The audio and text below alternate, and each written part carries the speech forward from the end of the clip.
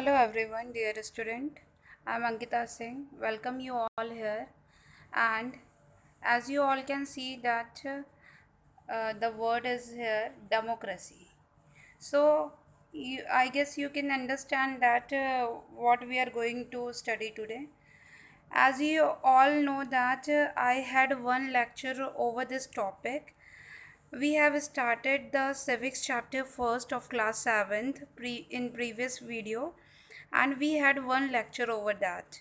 So this is the second lecture on the first chapter of civics, what is democracy.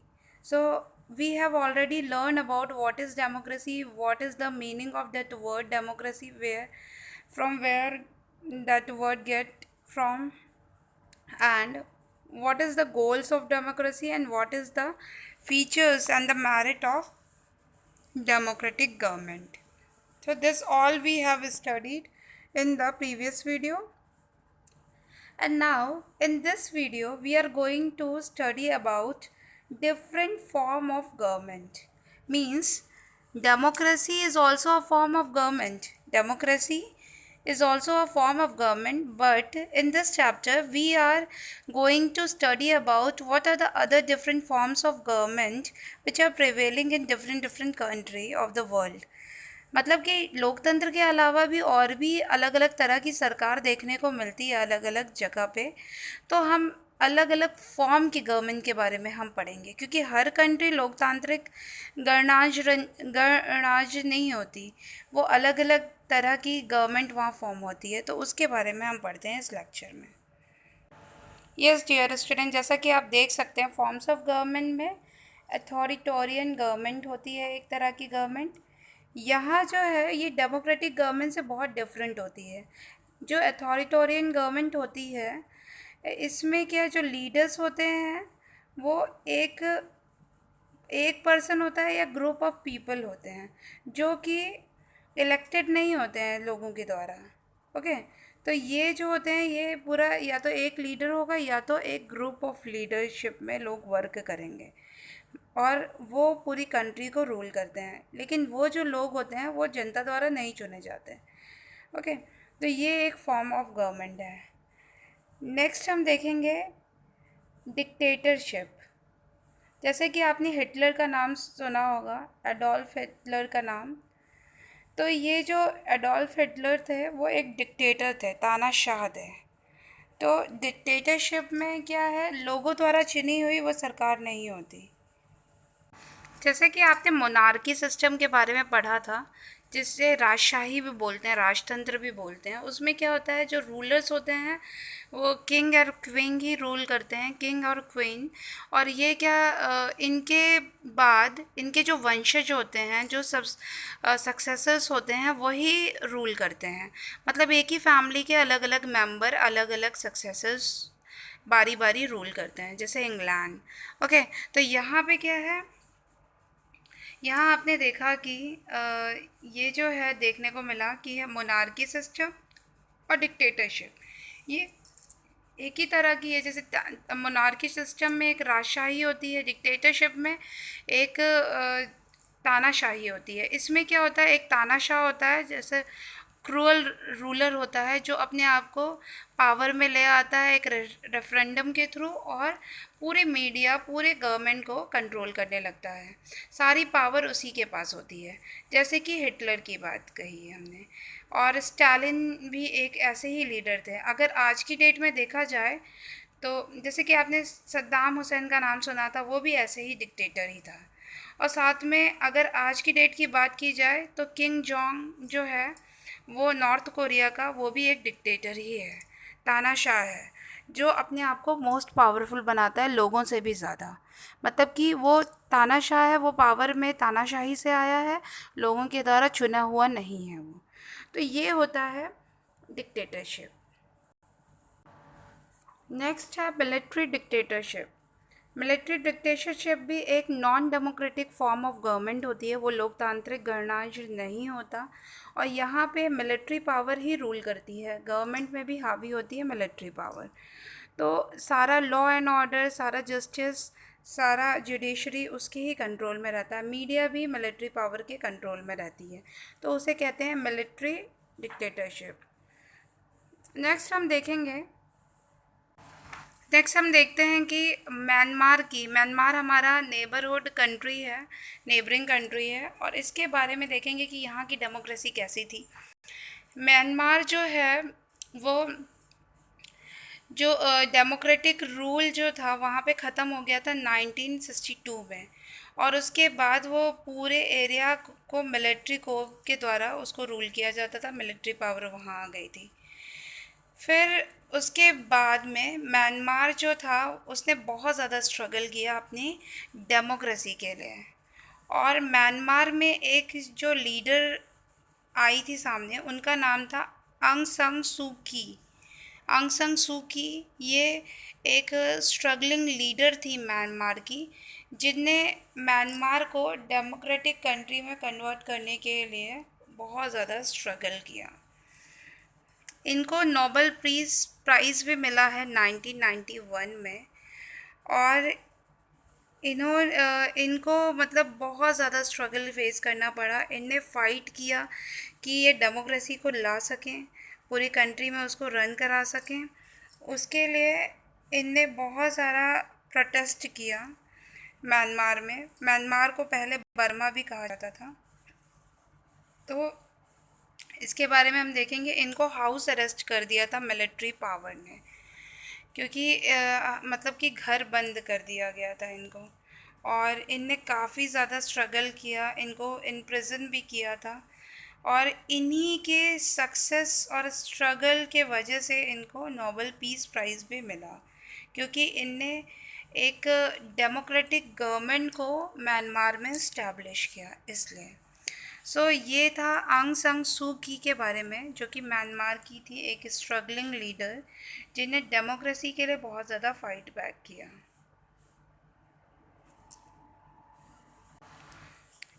इनको 1989 में house arrest किया गया था, और उसके बाद नवंबर 2010 में इनको रिलीज़ किया गया। मतलब इनने एक बहुत बड़ा लंबा स्ट्रगल इम्प्रिजनमेंट में झेला है। हमने मोनार्की के बारे में पढ़ा था। अब एक और वर्ड आता है एब्सोल्यूट मोनार्की। मोनार्की मतलब कि वही है जो पावर जो होती है वो किंग और क्वीन के हाथ में होती है, वही होती है एब्सोल्यूट मोनार्की। और उन्हीं के जितने भी वंशज होते हैं, बाद में वो पावर जो होती है वो शिफ्ट होती जाती है नेक्स्ट सक्सेसर्स के पास। नेक्स्ट एक और फॉर्म ऑफ गवर्नमेंट होती है जिसको कहते हैं कॉन्स्टिट्यूशनल मोनार्की। ये भी मोनार्की टाइप ऑफ गवर्नमेंट ही है। यहाँ पे भी king and queen he rule करते हैं, लेकिन यहाँ पे जो ऑपरेशन होता है वो रिटन या अनरिटन सेट ऑफ लॉज होता है। मतलब कि यहाँ लिखे या अनलिखे रूल्स ऑफ लॉ बनाए जाते हैं कॉन्स्टिट्यूशन के अंदर, और ये एक तरह से पार्लियामेंट्री फॉर्म ऑफ गवर्नमेंट ही होती है। यहाँ पे भी गवर्नमेंट का जो हेड होता है वो प्राइम मिनिस्टर कहलाता है। तो ये भी अलग अलग कंट्रीज़ में देखने को मिलती है। यहाँ पे भी राजा और रानी ही शासन करते हैं। नेक्स्ट हम बात करते हैं कि डेमोक्रेसी क्यों पॉपुलर है, डेमोक्रेसी क्यों पॉपुलर फॉर्म ऑफ गवर्नमेंट है। जैसा कि मैंने आपको डेमोक्रेसी के फ़ीचर्स बताए थे कि डेमोक्रेसी के फ़ीचर्स क्या हैं। डेमोक्रेसी इसलिए पावरफुल है क्योंकि वो इक्वालिटी को इंश्योर करता है। यहाँ पे इक्वल सारे लोग एक दूसरे से इक्वल हैं। लोगों के पास यूनिवर्स एडल्ट फ्रेंचाइज है। यूनिवर्स एडल्ट फ्रेंचाइज का मतलब होता है voting right, right to vote, power to vote. ये हमारे कंट्री का एक बहुत इम्पॉर्टेंट फीचर है, राइट टू वोट। एक डेमोक्रेटिक कंट्री का बहुत ही इम्पॉर्टेंट फीचर्स है कि लोग अपने द्वारा बनी हुई चुनी हुई सरकार को चूज़ कर सकते हैं। यहाँ डिस्क्रिमिनेशन जो भी फेस होता है सोसाइटी में, उसके लिए सर्टेन रूल्स एंड रेगुलेशन है, प्रोविजंस हैं, जिसके ज़रिए वो अपने ऊपर हुए अत्याचारों के ख़िलाफ़ वो जुडिशरी या कोर्ट में भी जा सकता है। ओके, तो यहाँ पे डेमोक्रेसी में हमें बहुत सारे सोशल राइट्स मिले हैं जो हमारी सोशल इकोनॉमिक कंडीशन को अपलिफ्ट करते हैं और हमें डिस्क्रिमिनेशन से दूर रखते हैं। मतलब कि हमारे कॉन्स्टिट्यूशन में बहुत सारे राइट्स एंड रूल्स दिए हुए हैं जो कि हमें डिस्क्रिमिनेशन से दूर रखते हैं और हम लोगों को एक फ्री और फेयर एनवायरनमेंट देते हैं जिसमें हम लोग इजीली सरवाइव करें। हमारे कॉन्स्टिट्यूशन में अनटचेबिलिटी को बैन कर दिया गया है। इसको एक सोशल इविल माना गया है। जितने भी इनजस्टिस इन लॉ होते हैं, क्राइम्स होते हैं, उसके लिए भी हमें बहुत सारे प्रोविज़न मिले हैं। तो डेमोक्रेटिक गवर्नमेंट इसीलिए बहुत ज़्यादा पॉपुलर है। डेमोक्रेटिक गवर्नमेंट का पॉपुलर होने का ये भी रीज़न है कि हम लोग जो सरकार चुनते हैं उसके काम को हम लोग जज भी कर सकते हैं और अपनी मिस्टेक्स को हम सुधार सकते हैं 5 इयर्स के बाद। फिर से जब इलेक्शन होता है तो अगर कोई सरकार अच्छा काम नहीं कर रही होती है तो हम अपने वोट्स को उनको ना दे के भी हम अपनी मिस्टेक्स को सुधार सकते हैं। इसलिए डेमोक्रेसी एक पॉपुलर फॉर्म ऑफ गवर्नमेंट है। ओके डियर स्टूडेंट, तो ये हमने पढ़ा कि डेमोक्रेसी क्यों इतनी पॉपुलर है। साथ ही साथ हमने ये देखा कि डेमोक्रेसी में डिसीजन मेकिंग प्रोसेस बहुत ही अच्छा है। मतलब कि एक सरकार की जो ऑर्गन्स हैं वो 3 पार्ट्स में डिवाइडेड हैं। कौन कौन सी? Legislature, executive and judiciary. मैंने आपको तीनों के बारे में एक्सप्लेन किया था पहले भी। लेगिस्लेचर का मतलब है ऐसी फॉर्म ऑफ ऑर्गन जहाँ पे रूल्स एंड रेगुलेशन को सेट किया जाता है, बनाया जाता है। एग्जीक्यूटिव्स मतलब परमानेंट और पॉलिटिकल एग्जीक्यूटिव, मतलब यहाँ पे राजनीतिक पर्सन भी वर्क करेंगे। साथ ही साथ जो पुलिस कर्मी हैं या परमानेंट एग्जीक्यूटिव्स का मतलब होता है जो कि सर्विस सर्वेंट है, मतलब कि वो गवर्नमेंट सर्वेंट हैं, सर्विस होल्डर्स जो हैं। जैसे कि पुलिस ऑफिसर हो गए, आईएएस अधिकारी हो गए, ये सब क्या है, ये परमानेंट है। जब तक ये रिटायर नहीं होंगे या डेथ नहीं होगी इनकी तब तक इनकी जॉब रहेगी। तो ये सब एग्जीक्यूटिव्स होते हैं। तो जो लॉज एंड लेगिस्लेचर जो रूल्स एंड लॉज को सेट करता है, एग्जीक्यूटिव उसे क्या करते हैं, उसको लागू करवाते हैं। ठीक है। और लागू करने के बाद अगर उसमें कोई प्रॉब्लम आती है तो उसके लिए हमारे पास एक तीसरा ऑर्गन है जिसको हम कहते हैं जुडिशरी, न्यायालय, जहाँ पे हमें अपने प्रॉब्लम्स का सलूशन मिलता है। हम अपने मुद्दों की सुनवाई वहाँ करवा सकते हैं। अगर हम कोई प्रॉब्लम फेस कर रहे हैं, कोई डिफ़िकल्टी फेस कर रहे हैं कॉन्स्टिट्यूशन के अकॉर्डिंग, तो हम वहाँ जाके लॉ एंड ऑर्डर से हम अपने ये जजमेंट के लिए बात कर सकते हैं, अर्जी दे सकते हैं, फ़ाइल कर सकते हैं केस। तो जैसे कि आप जानते हैं कि जो हाईएस्ट लॉ मेकिंग बॉडी है वो क्या है, पार्लियामेंट। और ये सारे पार्लियामेंट ही लॉ बनाती है, लेकिन इन लॉ को इंश्योर करने के लिए हमारे पास एग्जीक्यूटिव है। और एग्जीक्यूटिव से जो काम करवाया जाता है उसमें अगर कोई प्रॉब्लम आती है तो हमारे पास लॉ कोर्ट्स भी हैं, जैसे कि हाई कोर्ट, सुप्रीम कोर्ट और लोअर डिविजन्स के बहुत सारे कोर्ट्स, डिस्ट्रिक्ट कोर्ट्स, जहाँ पे लोग अपनी समस्या का हल के लिए वहाँ फाइल कर सकते हैं अपने केस को।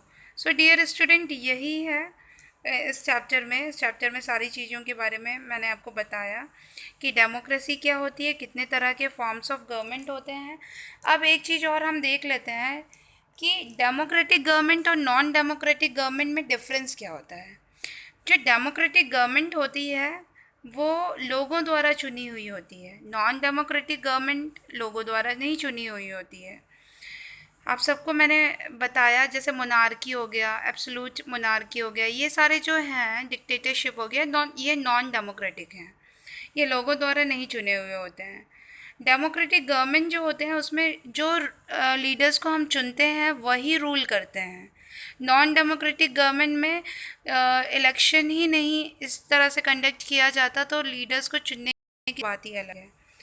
तो यहाँ पे आपने देखा, आपको डेमोक्रेटिक गवर्नमेंट के एग्जांपल में इंडिया आप लिख सकते हैं, यूएसए आप लिख सकते हैं। नॉन डेमोक्रेटिक गवर्नमेंट में सऊदी अरेबिया, जिम्बाब्वे आप लिख सकते हैं। तो ये सब क्या है, ये नॉन डेमोक्रेटिक गवर्नमेंट है। या तो नॉर्थ कोरिया आप लिख सकते हैं, जिमकॉम, किंग जोंग की जो है गवर्नमेंट, वो भी डिक्टेटरशिप की है, तो आप नॉर्थ कोरिया भी लिख सकते हैं। सो यहाँ पे हमने देखा कि डेमोक्रेटिक जो गवर्नमेंट है वो बेस्ट फॉर्म ऑफ गवर्नमेंट है, क्योंकि यहाँ पे लोग जो लीडर्स होते हैं वो आंसरेबल होते हैं लोगों को, उनकी जवाबदेही होती है लोगों के प्रति, लोगों को वो जो भी काम करेंगे उसके लिए उनको जवाब देना पड़ेगा लोगों को। तो लीडर्स आंसरेबल होते हैं democratic government. Non democratic government में ऐसा कुछ नहीं होता। डेमोक्रेटिक गवर्नमेंट में फ्री एंड फेयर इलेक्शन होते हैं, नॉन डेमोक्रेटिक गवर्नमेंट में इलेक्शन ही नहीं होते हैं। तो फ्री एंड फेयर कैसे होंगे? तो ये हो गया डेमोक्रेटिक एंड नॉन डेमोक्रेटिक के बारे में। आप डियर स्टूडेंट इससे समझ सकते हैं इस पूरे चैप्टर को अच्छे से, और इसको समझिए, पढ़िए। जो एक्सरसाइज मैंने दी है उसको अच्छे से करिए, लर्न करिए, क्योंकि टेस्ट भी आपका होने वाला है, इसलिए घर पे ही बैठ के प्रिपरेशन करिए। ऑनलाइन टेस्ट हम आपके लेंगे, और नेक्स्ट वीडियो मैं आपको अवेलेबल कराऊंगी नेक्स्ट लेक्चर में। तब तक के लिए मेरे चैनल को सब्सक्राइब करके रखिए, लाइक करिए, शेयर करिए, कमेंट करिए। अपनी अटेंडेंस आप कमेंट्स के माध्यम से भी दे सकते हैं। साथ ही साथ कमेंट करके मुझे ये भी बता सकते हैं कि आपको ये लेक्चर समझ में आया कि नहीं। और नेक्स्ट लेक्चर के लिए मेरे साथ जुड़े रहिए। Till then bye bye, take care.